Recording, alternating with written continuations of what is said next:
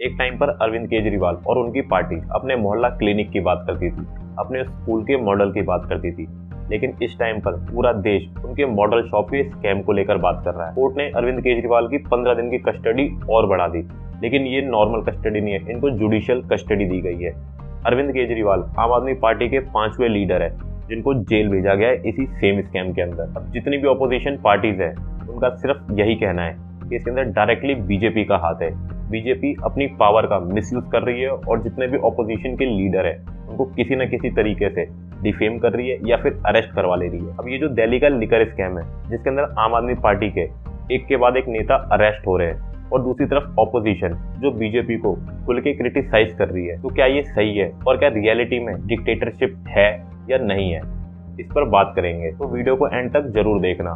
कांग्रेस के प्रेसिडेंट चौधरी अनिल कुमार, इन्होंने 3 जून 2022 को एक केस फाइल किया था दिल्ली के हाई कोर्ट के अंदर, जिसके अंदर उन्होंने आम आदमी पार्टी और अरविंद केजरीवाल पर एलिगेशंस लगाए थे कि इन्होंने एक्साइज पॉलिसी में हेरफेर कर कुछ प्राइवेट ग्रुप्स को फेवर किया है। लेकिन उससे पहले ये समझ लेते हैं, क्या केजरीवाल का ये जो दिल्ली का इलेक्शन था वो पहला इलेक्शन था या फिर उससे पहले भी उनका पॉलिटिकल कुछ लिंक या बैकग्राउंड रहा है। 1995 में अरविंद केजरीवाल सिविल सर्विसेज का एग्जाम क्लियर करते हैं और उसके बाद 2006 में ये रिजाइन दे देते हैं। लेकिन ये रिजाइन किस लिए देते हैं?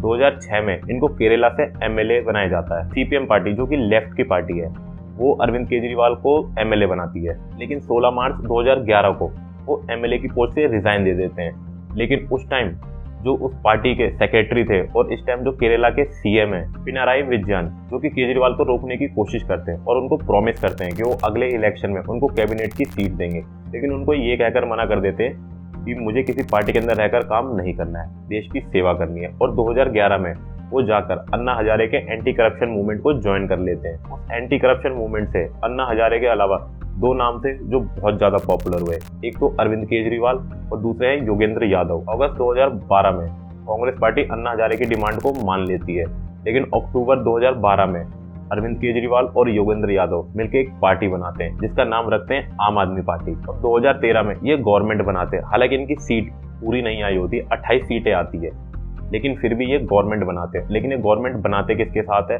कांग्रेस के साथ मिलकर ये अपनी गवर्नमेंट बना लेते हैं और वहां बनते हैं अरविंद केजरीवाल दिल्ली के 7वें चीफ मिनिस्टर। लेकिन ये गवर्नमेंट ज्यादा टाइम तक नहीं चलती है, 49 डेज में गवर्नमेंट निकल जाती है। इस चीज के लिए पब्लिक इन्हें बहुत क्रिटिसाइज करती है।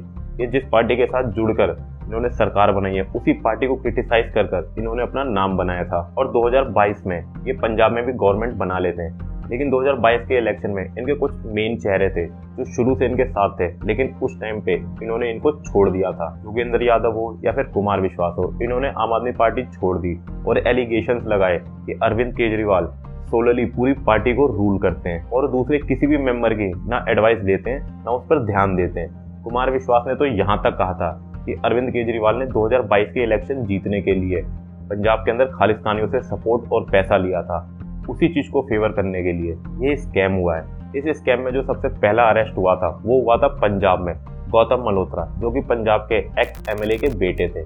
वो इस केस में सबसे पहले व्यक्ति थे जिनको अरेस्ट किया गया था। इन सारी बातों से कुछ सवाल सामने आते हैं कि अगर अरविंद केजरीवाल को पॉलिटिक्स में इंटरेस्ट नहीं होता तो वो 2006 में केरला से एमएलए क्यों बनते, और जो लोग इनके साथ शुरू से साथ में थे उन लोगों ने धीरे धीरे करके इनका साथ क्यों छोड़ दिया और नए चेहरे आने लग गए। और जिन जिन ने इनकी पार्टी को छोड़ा है उन सब ने इनके ऊपर एलिगेशंस लगाए, एक नॉर्मल एग्जिट नहीं ली है। अगर आप थोड़ा सा ध्यान देंगे तो आपको इनकी पूरी पॉलिसी समझ आ जाएगी।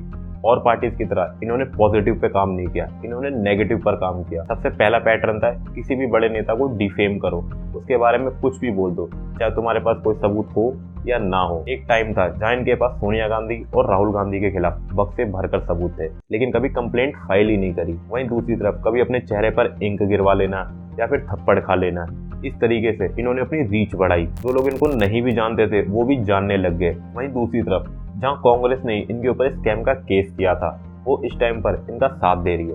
इसके पीछे का रीजन है इंडिया अलायंस। इस अलायंस को लीड कर रहे हैं कांग्रेस के प्रेसिडेंट मल्लिकार्जुन खड़गे। अब यूं कहिए कि इनके पास ये लास्ट ऑप्शन है कि मोदी को हटाने के लिए, इसलिए ये अपने अलायंस के जितने भी लोग हैं उनका फेवर कर रहे हैं। अब आप लोग खुद सोचिए कि अगर किसी को पॉलिटिक्स में इंटरेस्ट नहीं है तो 2006 में अपनी जॉब छोड़ने के बाद वो सीधे एमएलए क्यों बनेगा? और एमएलए होने के बावजूद भी अगर उसको पोजीशन नहीं चाहिए तो एंटी करप्शन जैसे मूवमेंट के अंदर वो क्या करेगा। और वहीं दूसरी तरफ एंटी करप्शन मूवमेंट अगस्त 2022 में बंद हो गया था। उसके एक महीने बाद ही इन्होंने अपनी पार्टी बना ली और 2013 में जिस पार्टी को अपोज कर ये लाइमलाइट में आए थे उसी पार्टी के साथ गठबंधन बनाकर इन्होंने सरकार बना ली। और अगर पोजीशन चाहिए ही नहीं तो इस टाइम पर ये विक्टिम गेम क्यों प्ले कर रहे हैं कि 2006 में एमएलए और 2011 में एक नॉर्मल एक्टिविस्ट और 2013 के अंदर चीफ मिनिस्टर। इस टाइम पर प्राइम मिनिस्टर के लिए ओपोजिशन के पास कोई भी चेहरा नहीं है, तो अपना चेहरा सबसे आगे रखने के लिए आप खुद समझ आ रहे हैं कि अगला आदमी क्या करने की कोशिश कर रहा है। और अगर आप लोगों को केस का पूरा नहीं पता है तो आपको मोटा मोटा एक चीज बताता हूँ कि अरविंद केजरीवाल को अरेस्ट करा है विजय नायर और संदीप महेंद्रू की वजह से।